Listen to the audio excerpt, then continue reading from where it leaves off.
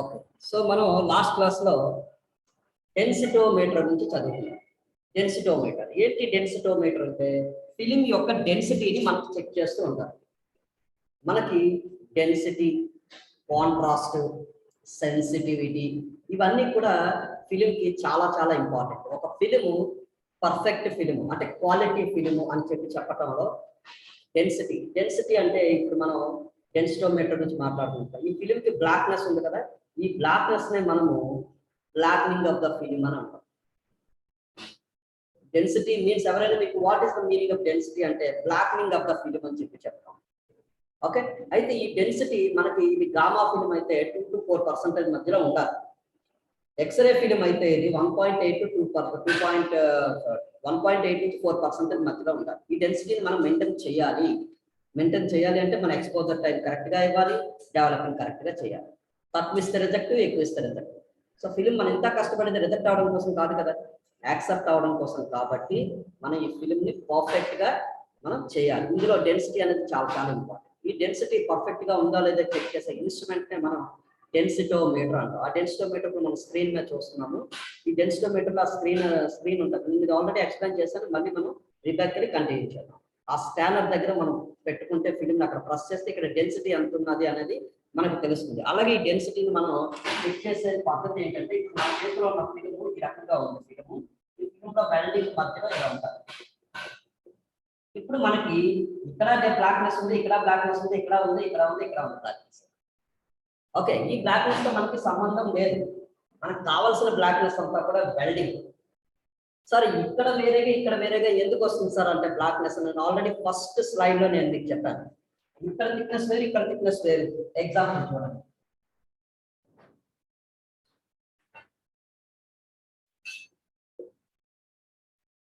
ఈ థిక్నెస్ వేరు, ఈ థిక్నెస్ వేరు కదా. అంటే దీనికంటే ఇది ఎక్కువ థిక్నెస్, అంటే ఇక్కడ తక్కువ రేడియేషన్, ఎక్కువ ఇక్కడ రేడియేషన్ వచ్చేటప్పుడు ఇది తక్కువ ఆపుతుంది కాబట్టి ఇక్కడ అంతా కూడా లైట్ ఎక్కువ హెవీ ఉంటుంది. ఇక్కడ లైట్ ఎక్స్పోజర్ ఉంటుంది. ఈ లైట్ ఎక్స్పోజరే మనకు wealth.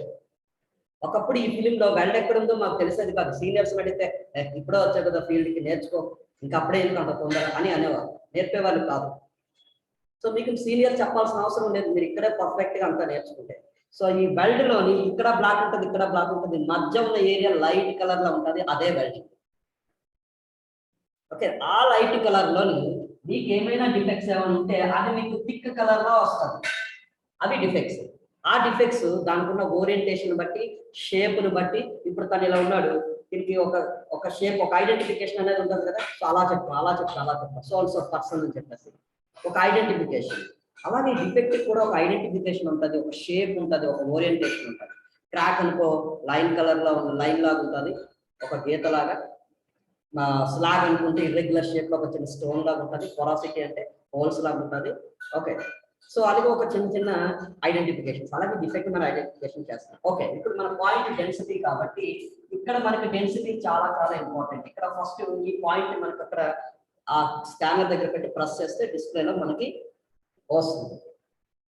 ఓకేమ్మా, so densitometer how to use అనేది దీన్ని బట్టి మనకు తెలుస్తుంది. ఇక్కడ ఏదో సంథింగ్ నువ్వు ప్రెస్ చేస్తే నీకు ఒక రీడింగ్ వచ్చింది. ఆ రీడింగ్ సపోజ్ 3.2 అనుకుందా ఎగ్జాంపుల్. సో ఇది ఇది గామా ఫిలిం అయితే గామా 2 to 4% మధ్యలో ఉండాలి కదా. 3.2 అంటే మధ్యలో ఉంది కదా, సో యాక్సెప్టెడ్. తర్వాత ఇక్కడ 2.8 వచ్చింది అనుకుందాం, ఇది కూడా విత్ యాక్సెప్టెడ్. సపోజ్ ఇది మనకి 2.1 వచ్చింది, ఇది కూడా యాక్సెప్టెడ్. సో ఈ 3 పాయింట్స్ ని మన యాక్సెప్టెడ్ రేంజ్ లో ఉంది, కానీ మనం ఈ రకంగా దీన్ని కన్సిడర్ చేయకూడదు. మనం ఇక్కడ తీసుకున్న పాయింట్స్ 1, 2, 3 పాయింట్స్. ఈ 3 పాయింట్స్ ని మనం ఎలా తీసుకోవాలంటే 3.2, 2.8, 2.1 ఈ మూడు క్యాలిక్యులేట్ చేయండి. 9, 11 ప్లస్ 9, 11 బై 1, 2, 3 పాయింట్స్ అంటే 11.1/3. సో మల్టిప్లై చేస్తే ఎంత వస్తుంది? 3.7 సంథింగ్. 8.1 వచ్చిందా? 4, 7, 8.8 సారీ 8.1/3. ఓకే, సో బై 3 చేస్తే ఎంత వస్తుంది మనకి? 2.7 రేంజ్ లో వస్తుంది. 2.4, 2.7 రేంజ్ లో వస్తుంది. ఓకే, సో ఇది మనకు విత్ ఇన్ రేంజ్ లో ఉంది కదా. ఓకేమా, సో నెక్స్ట్ మనం ఈ రకంగా మనం డెన్సిటీని మనం క్యాలిక్యులేట్ చేస్తాం. సో ఇది విత్ ఇన్ రేంజ్ లో ఉంది లేదు అని చెప్పేసి. Okay, clear. సో డెన్సిటీని మనం ఎప్పుడైతే సర్టెన్ రేంజ్ మెయింటైన్ చేస్తామో డెన్సిటీ ప్రాపర్ గా ఉంది, మనకి వెల్డ్ అనేది క్లియర్ కట్ గా మనకి కనిపిస్తుంది అని అర్థం. Okay, clear. సో డెన్సిటోమీటర్ లో ఏమైనా మీకు ఏమైనా డౌట్స్ ఏమైనా ఉన్నాయా? నెక్స్ట్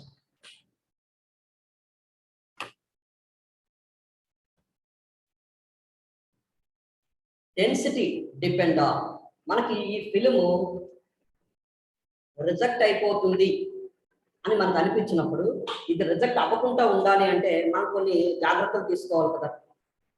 ఆ జాగ్రత్తలు ఏంటి? ఎందుకంటే మనం ఎంత కష్టపడిన ఈ వర్క్ అనేది ఫెయిల్ అవ్వకుండా ఉండాలి.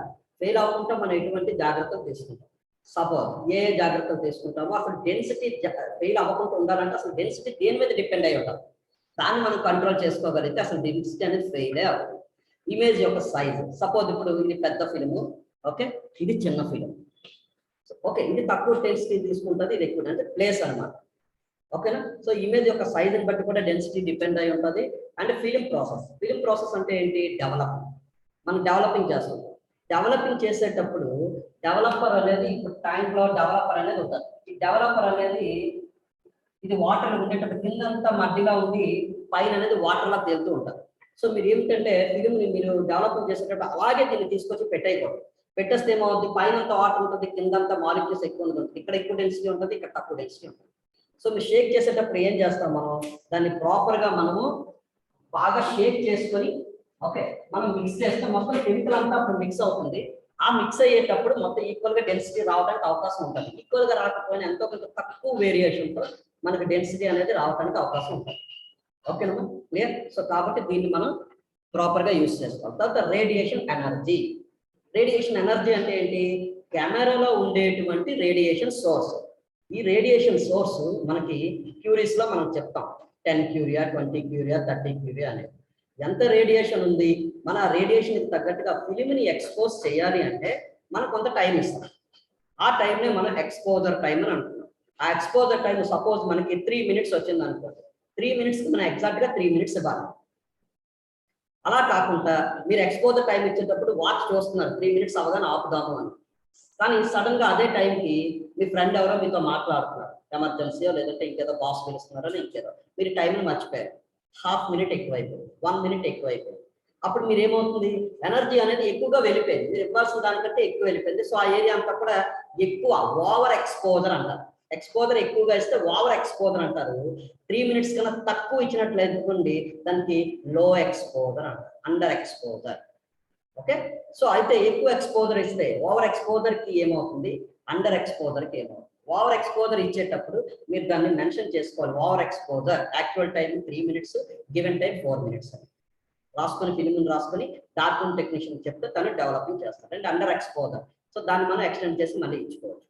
తర్వాత ఎక్స్పోజర్ ఎక్కువ ఇచ్చారనుకోండి, సపోజ్ ఇప్పుడు మీరు ఉపయోగిస్తున్నటువంటి క్యూరీ 50 క్యూరీ కెమెరా అనుకోండి, అంత క్యూరీ ఇచ్చేటప్పుడు మీరు చాలా జాగ్రత్తగా ఆపరేట్ చేసుకోవాలి. ఎందుకంటే హెవీ క్యూరీ ఉండేటప్పుడు మీరు ఇచ్చేది హాఫ్ మినిట్ అయినా సరే హెవీ క్యూరీ వెళ్ళిపోతారు.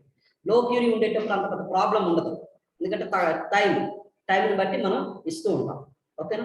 అయితే మీరు ఎప్పుడైతే సైట్లో రేడియోగ్రఫీ వర్క్ చేయడానికి వెళ్తారో, వెళ్ళేటప్పుడు కంపెనీ వాళ్ళు మీకు ఒక డార్క్ రూమ్ టెక్నీషియన్ ఒక మాట అంటాడు. ఏమని?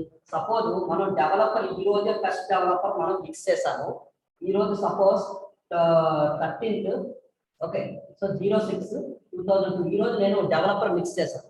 మీకు ఎక్స్పోజర్ టైం 3 మినిట్స్ వచ్చింది. కాబట్టి వాడు ఏమంటాడంటే, తమ్ముడు ఇది ఫ్రెష్ డెవలపర్, నీకు ఎక్స్పోజర్ 3 మినిట్స్ వచ్చింది, నువ్వు ఒక హాఫ్ మినిట్ తగ్గించి ఇవ్వు అంటాడు. అంటే 3 మినిట్స్కి 2.5 మినిట్ ఇవ్వాలి. అదే ఇది నేను స్టార్ట్ చేసి 20 డేస్ అయిపోయింది, డెవలపర్ యొక్క క్వాలిటీ తగ్గిపోయింది, లీస్ట్ అయిపోయింది. నువ్వు ఎక్స్పోజర్ టైం 3 మినిట్స్కి ఏమంటాడు, నువ్వు ఒక 1 మినిట్ పెంచి ఇవ్వమ్మా అంటాడు. అంటే ఎక్కువసేపు ఉంచడానికి, ఎక్కువసేపు ఉంచితే మాలిక్యూల్స్ అంతా లీస్ట్ అయిపోయింది కదా, డల్ అయిపోయింది కదా, యాక్టివ్ అవడానికి కొంచెం టైం ఎక్కువ ఇస్తుంది. ఓకే, ఈ డెవలపర్ యొక్క కండిషన్ కూడా మీరు తెలుసుకోవాలి. ఫ్రెష్ డెవలపరా, మీడియమా, బాగా ఓల్డ్ అయిపోయిందా అని తెలుసుకునే దాని మీద కూడా మీరు టైం ఇవ్వాల్సి ఉంటుంది. ఓకే, ఇది చాలా ఇంపార్టెంట్ పాయింట్. ప్రాక్టికల్ మీరు ఫీల్డ్ లో వర్క్ చేసేటప్పుడు ఇవన్నీ మీకు తెలుస్తాయి. జనరల్ గా అందరూ ఏ టైం ఇస్తే టైం ఇచ్చేస్తూ వెళ్ళిపోతుంది. సో అది ప్రాబ్లం లేదు. యాజ్ గా మీరు వచ్చిన టైం ఇచ్చేసిన డెవలపింగ్ చేసేటప్పుడు డార్క్ రూమ్ లో ఉండే టెక్నీషియన్ మోస్ట్ ఎక్స్పీరియన్స్డ్ క్యాండిడేట్స్ కి డార్క్ రూమ్ అప్ చెప్తారు. తను కూడా మీలాగా ఒకప్పుడు రేడియోగ్రఫీ వర్క్ చేసి 3-4 years వర్క్ చేసి ఎక్స్పీరియన్స్ వచ్చిన తర్వాత తను డార్క్ రూమ్ లో పెడతారు సైట్ ఇన్ఛార్జ్ కింద. పెట్టేటప్పుడు జూనియర్స్ ఏం తప్పు చేసినా తను చెప్పగలగాలి.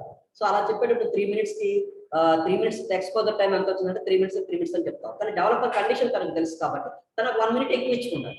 తనకు ఎంత టైం కావాలంటే అంత టైం, 1 minute అయితే 1 minute, హాఫ్ మినిట్ అయితే హాఫ్ మినిట్, ఫిల్మ్ ని ప్రాపర్ గా డెవలప్ చేయడానికి. ఓకే, సో ఈ రకంగా డెవలప్మెంట్ చేస్తాం. సో ఆ రకంగా డెవలపింగ్ ప్రాపర్ గా చేస్తే డెన్సిటీ వేరియేషన్ అనేది ప్రాబ్లం అనేది ఉండదు, కరెక్ట్ గా మెయింటైన్ అవుతుంది. తర్వాత డిస్ట్రిబ్యూషన్ ఆఫ్ డెన్సిటీ. డిస్ట్రిబ్యూషన్ అంటే ఏంటి? ఒకదానికి ఒకటి ఇవ్వడం డిస్ట్రిబ్యూషన్ అంటే ఒకదానికి ఒకటి. సపోజ్ ఇప్పుడు రేషన్ ఉంది, డిస్ట్రిబ్యూషన్ చేస్తారు. ఒక ప్రొడక్ట్ ని అన్ని రకాల ఇళ్ళకి డిస్ట్రిబ్యూషన్ చేస్తాం. అలాగే ఇక్కడ ట్యాంక్ లో ఉండేటువంటి డెవలపర్ నువ్వు ఫిల్మ్ ని తీసుకొచ్చి అలాగా పెడుతున్నావు. అలాగా పెట్టడం వల్ల ఇక్కడ ఉండేటువంటి డెన్సిటీ మాలిక్యూల్స్, ఇక్కడ ఉండేటువంటి వాటర్ ఈక్వల్ గా డిస్ట్రిబ్యూషన్ అవ్వట్లేదు. డిస్ట్రిబ్యూషన్ ఈక్వల్ గా అవ్వడం కోసం నువ్వు ఏం చేయాలి? ఇక్కడ డెన్సిటీ డిపెండ్ అయి ఉంటుంది కదా, ఇక్కడ ఒకలా వస్తే డెన్సిటీ ఇక్కడ ఒకలా వస్తుంది. సో డెన్సిటీ వేరియేషన్ ఉంది కాబట్టి ఈక్వల్ డెన్సిటీ నువ్వు డిస్ట్రిబ్యూషన్ చేయాలనుకుంటున్నా షేక్ చేసుకోవాలి. సో దీనివల్ల కూడా డెన్సిటీ డిపెండ్ అయి ఉంటుంది. ఓకే, ఇవన్నీ నువ్వు ప్రాపర్ గా మెయింటైన్ చేస్తే డెన్సిటీ అనేది మంచిగా వస్తుంది. And viewing condition. కొంతమంది ఏం చేస్తారు? వ్యూయింగ్ కండిషన్ అనేది హ్యూమన్ ఎర్రర్. ఇది హ్యూమన్ ఎర్రర్ అంటే ఏంటి? మనిషి యొక్క దృష్టి లోపం వల్ల కూడా ఎర్రర్ మనకి డెన్సిటీ అనే ఎర్రర్ మనకు కనిపిస్తుంది. ఏ రకంగా కనిపిస్తుంది అంటే మనకి సపోజ్ ఇది గామా ఫిల్మ్ మనకి 4% మధ్యలో డెన్సిటీ ఉండాలి. దీన్ని మనం ఓడి అంటాం. ఓడి అంటే ఆప్టికల్ డెన్సిటీ. మనం వ్యూ చేస్తాం, ఆప్టిక్స్ తో వ్యూ చేస్తాం. ఆప్టికల్స్ అంటాం కదా, ఆప్టికల్ డెన్సిటీ. నువ్వు కంగారు పడి టైం తెలియక నువ్వు 1.6 దగ్గర తీసేసావు, నీకు డెన్సిటీ 1.6 వచ్చింది. సో యాజ్ పర్ గామా మనకు ఉండేటువంటి రేషియో ప్రకారం ఈ ఫిల్మ్ యాక్సెప్టెడా రిజెక్ట్ అయిపోయాయి. కానీ కొంతమంది ఏం చేస్తారంటే ఆ డెన్సిటీ మీటర్ ఉంది కదా, డెన్సిటీ మీటర్ చెక్ చేస్తున్న 1.6 వచ్చింది కదా, మామూలుగా చెక్ చేస్తాం. కానీ దీన్ని ప్రెస్ చేసాం అనుకోండి, ఇప్పుడు మన ఈ చేతి దగ్గర ఈ వైర్ని బాగా ప్రెస్ చేయండి. ప్రెస్ చేస్తే మనకి ఆటోమేటిక్ గా ఒక సర్క్యులేషన్ అనేది స్టాప్ అయ్యి మనకి ఇవన్నీ పని చేయకుండా పోతుంది, స్ట్రెస్ ఎక్కువైపోతుంది. అవునా? అలాగే ఈ ఫిలిం ని ఆ డెన్సిటోమీటర్ ని పెట్టి బాగా ప్రెస్ చేస్తే ఆటోమేటిక్ 1.6 కాస్త 1.8% అంతా కొత్త చూపించేస్తాడు. చూపిస్తాడు ఏమంటాడు? రిజెక్ట్ కాలేదు ఫిలిం, గట్టిగా నొక్కాను 2% వస్తుంది, ఫిలిం యాక్సెప్టెడ్ అని చెప్పేసి తన తప్పుని ఒప్పుకోకుండా అది ప్రూవ్ చేయాలని చెప్పేసి బాగా యాక్సెప్ట్ చేసి సబ్మిట్ చేసేస్తాడు. కరెక్టే, నువ్వు చేసేసినంత మాత్రం సబ్మిషన్ అయిపోదు కదా. నీకంటే సీనియర్ ఉంటారు, నీకంటే క్వాలిటీ ఇన్స్పెక్టర్స్ ఉంటారు, వాళ్ళు సిగ్నేచర్ చేయాలి. అప్పుడు సపోజ్ నేను క్వాలిటీ ఇన్స్పెక్టర్, నేను వచ్చాను, నేను ఫిలిం చూస్తే నాకు 1.6 వచ్చింది. నువ్వు దీన్ని ఎలాగ 2% చేస్తే ఎలాగ యాక్సెప్ట్ చేస్తావు అని చెప్తాను. వాడు గట్టిగా నొక్కినట్టే నేను నొక్కాలి కదా, నేను అలా నొక్కను కదా. ఎందుకంటే అలా నొక్కితే ప్లస్ వల్ల ఎక్కువ రేషియో మనం చూపిస్తుంది, అది కరెక్ట్ కాదు. ఓకేనమ్మా? సో ఈ రకంగా కొంతమంది చేస్తారు. సో అలా చేయకండి. మీకు 2 to 4% అనేది కంపల్సరీగా మీరు మెయింటైన్ చేయాలి. ఓకేనా? సో ఈ రకంగా మనకి 5 views డెన్సిటీ అనేది డిపెండ్ అయి ఉంటుంది. ఈ 5 views లో మీరు డెన్సిటీని చక్కగా మేనేజ్ చేసుకోగలిగితే మీకు ఫిలింలో డెన్సిటీలో ఏ విధమైన ఎర్రర్స్ రావు, ఫిలిం డెన్సిటీ మీకు యాక్సెప్ట్ అవుతుంది. డెన్సిటీ ఓకే, కాంట్రాస్ట్ అండ్ తర్వాత సెన్సిటివిటీ, ఈ 3 మీరు చక్కగా మెయింటైన్ చేయండి, మీకు ఫిలిం అనేది పర్ఫెక్ట్ గా ఉంటుంది. ఓకే, డెన్సిటీ గురించి మనం మాట్లాడుకున్నాం, తర్వాత మనం మిగతా రెండు చూద్దాం. ఓకేనా?